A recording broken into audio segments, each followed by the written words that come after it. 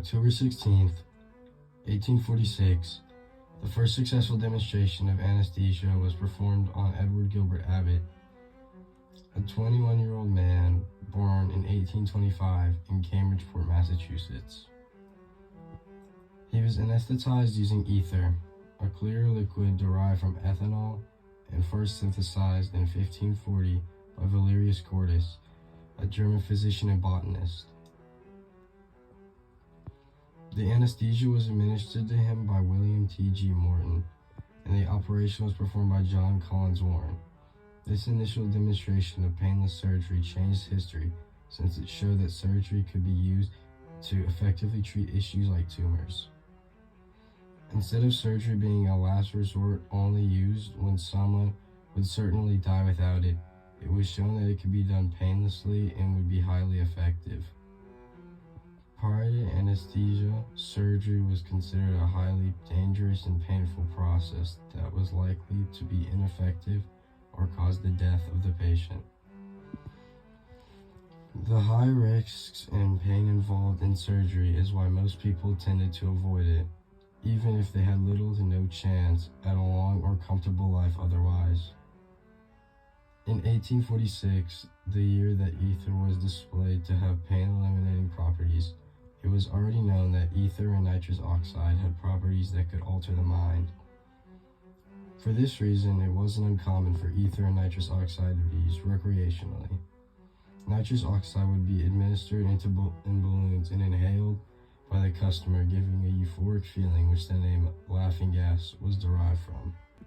Although it was known that ether and nitrous oxide had strange effects, they were not first successfully implemented into surgery before Ether Day in 1846 showed how ether could eliminate surgical pain.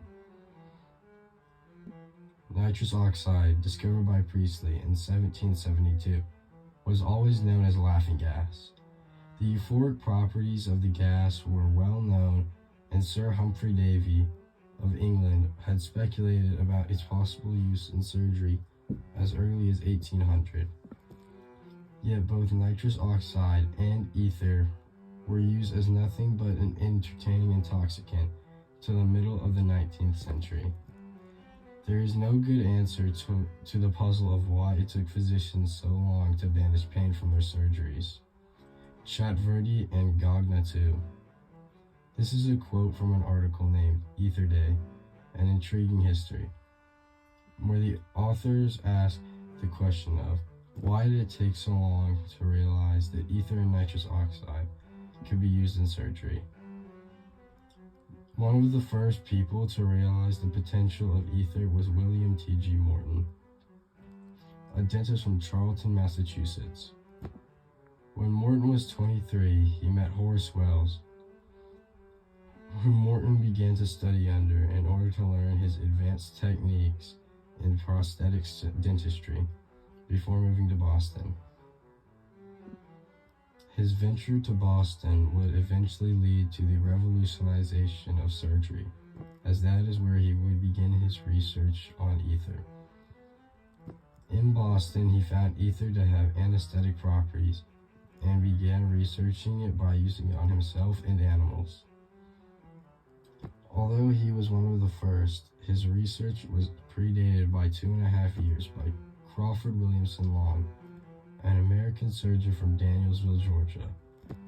Another one of the first doctors to begin research on not ether, but another anesthetic, nitrous oxide, was Horace Wells, who also attempted the first demonstration of anesthesia in January of 1845. He recruited the help of John Collins Warren, who was the one who would perform the surgery. During the demonstration, the gas bag was removed too early from the patient and he cried out in pain before the tooth was removed. Dr. Warren is reported to have turned to the physicians gathered to witness the operation and declared, "This is no humbug."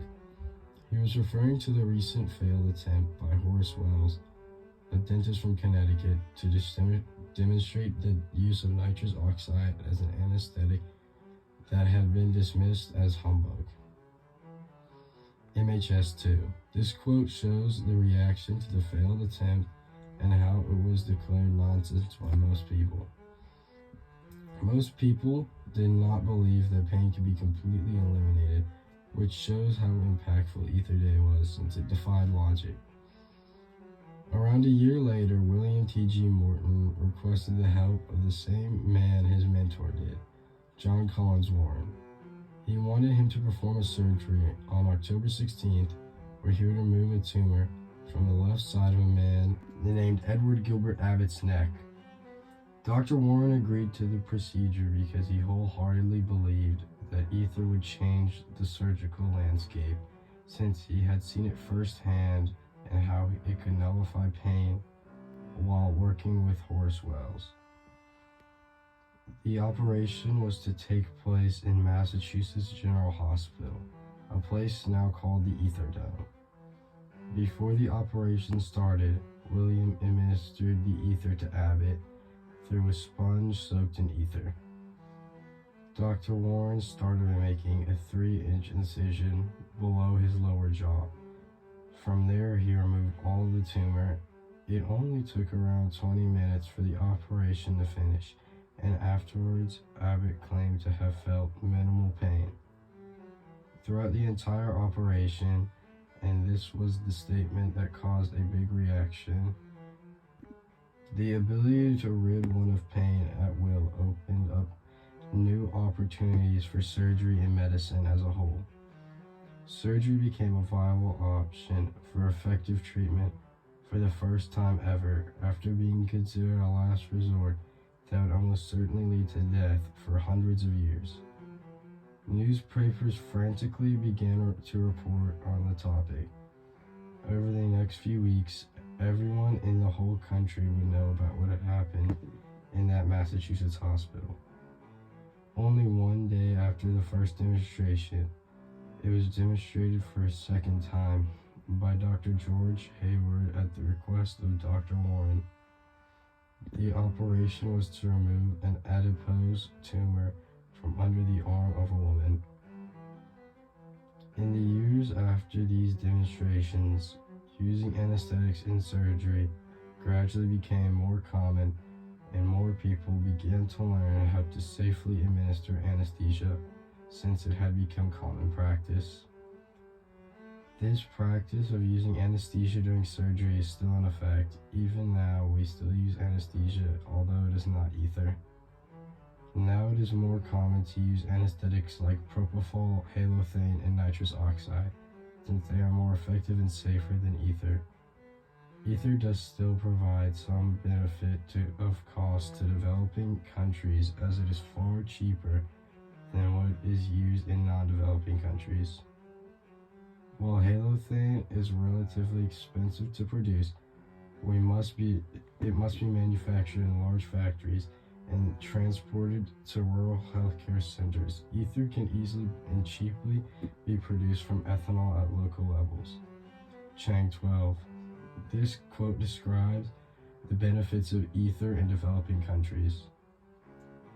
The main contribution of ether to the world, however, is how ether changed history. Ether, being the first anesthetic that was used during surgery, sparked the development of others and got surgery to where it is today. Surgery today is painless and safe thanks to anesthesia. And without ether, we would not have discovered ways to create more effective and safer anesthetics like propofol. Now it is possible to save almost anyone's life through surgery, and they have a near perfect success rate. Death by shock is no longer a worry doctors have to keep in mind while performing surgery. This has a big effect on how effectively and safely doctors can work, and this is why a great portion of the current state of surgery can be attributed to Ether Day, when anesthesia was first demonstrated.